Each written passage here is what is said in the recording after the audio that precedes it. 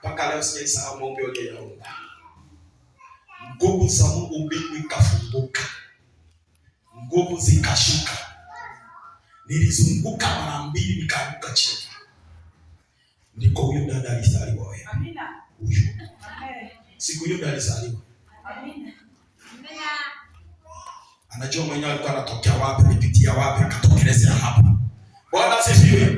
Sasa jana tulikuwa tunaongea naye, ananiambia pastor, natamani nije nione vile umefika. Tuweti tulikuwa kwenye hiyo makaragachi. Tuonani, tukasonga, tuotee, tukasonga, tukasonga. Mpaka leo hii tuko hapa. Leo umesikia tunazungumzia kuhusu mambo ya mchango wa Jumapili. Naomba nikuombe Mungu akujalie na akusaidia na akupe hekima na ushindi na akupe utaji wake. Hii nyumba itengenezwe. Tayari kuna mtu amenipa mifuko mingapi ya simenti.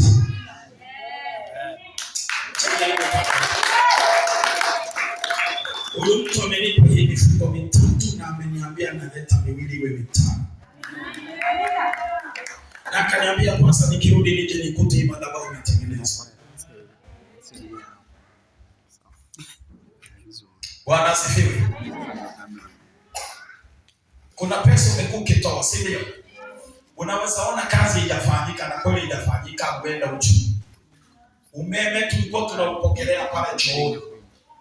Tumehamisha kero, imekuja hapa. Amen. Wenda uchumi na uoni. Bwana asifiwe. Sasa umeme unachukuliwa hapa. Kero imetoka chini inaletwa hapa. Na tulinunua hiyo kero na vifaa hivi. Sitaki nikwambie, ukihitaji nitakuelezea. Kwa ufupi hivi, ulichokuwa unatoa kilishaisha kitambo.